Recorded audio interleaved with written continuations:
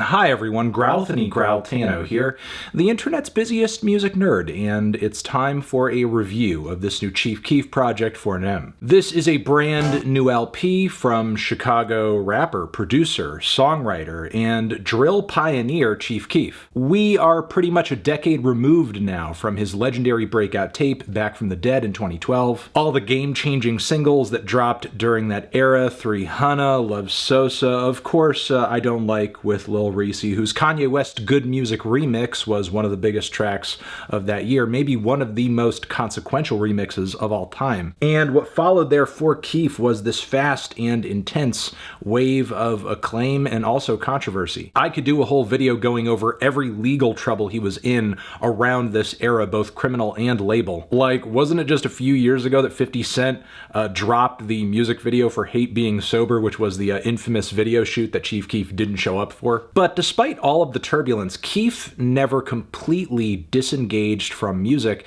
and he only got more consistent with his output when he was able to break off into his own Glow Gang imprint. A lot of the material he came out with around this point, I will admit, it didn't exactly appeal to me, but projects like Thoughtbreaker and Mansion Music, as well as Glowtoven, didn't sound too much like anything else out there. Sure, the production and aesthetics on these things did check a lot of trap and drill boxes, but there was still something genuinely weird about them. Because with Keef being the originator that he is, he's not functioning entirely off of some trendy rubric in his mind. He is definitely on his own wavelength. And nowhere is that clearer than on this new project here for NEM, which dropped just before the holidays this past year, so that's pretty much why it slipped through the cracks for me. Even though I was excited by some of the lead-up singles like The Talk, where Keef's flow and vocal performance on this one felt so amped and so clear and so aggressive, it was like I was listening to a whole new artist. And I was even more surprised when I put this whole thing on and found that is consistently the case for the majority of the tracks here. Is he sober now, or mostly sober? I really don't know. I can only speculate, but what I will say is there is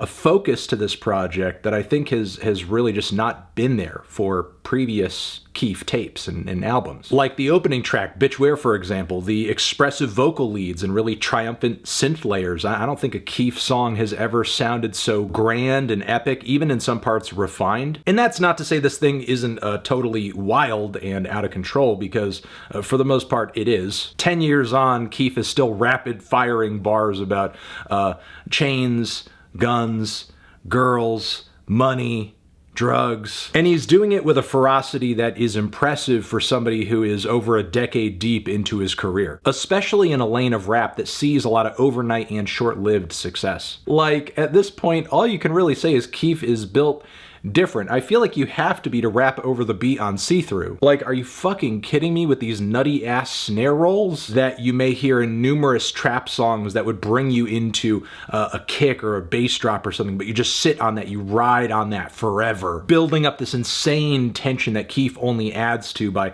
sounding totally unhinged on the beat. And when we finally do get some kicks and subs on the track, it feels incredible. Especially as lyrically we get hit with one of the most violent but also revelatory contrasts on the entire LP. Put some dragon breath on you, now you're looking see-through. I got problems I don't want to fix, but I need to. When you're broke, who fucking care? When you're rich, they need you. The aggression and relentlessness continues on to Say I Ain't Pick Yo Weak Ass Up, where the production and flows read very much like an older mixtape from Keef, but they're delivered with a new energy. Lyrically, we see him not only just kind of putting out a lot of the content that he has so far, but also processing the trauma of his cousin dying.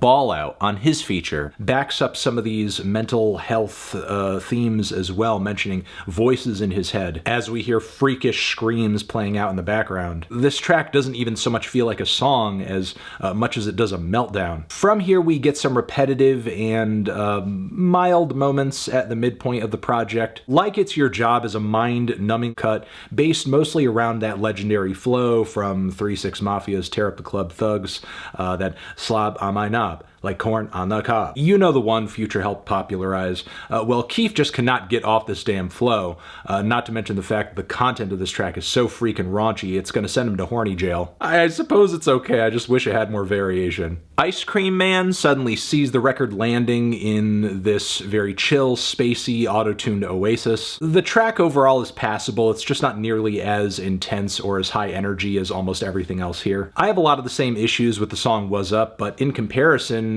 beyond just the vibe of the song overall, it's just not structured all that well either. It feels just like a very fleeting motif, just a weird short passage that comes and goes like the breeze. Thankfully, the stellar and unforgiving The Talk that I mentioned earlier picks up the pace beyond here. Then things take a strange turn on the song Shady that sees Keef rapping over these cycling Memphis-style vocal samples, some very minimal hi-hats, and what sounds like some woozy shamisen samples, just some Far East melodies laced into this production, which for an artist of Keef's style is not super typical, especially considering how the high-def violent power fantasies that have peppered many of his lyrics so far take a kind of surreal turn here. It's on the song Yes Sir where I think Keef's humor really rings through on this very silly flow. Many ridiculous one-liners as well, one about dudes being jelly and thinking they're preservatives, testing that shit out like a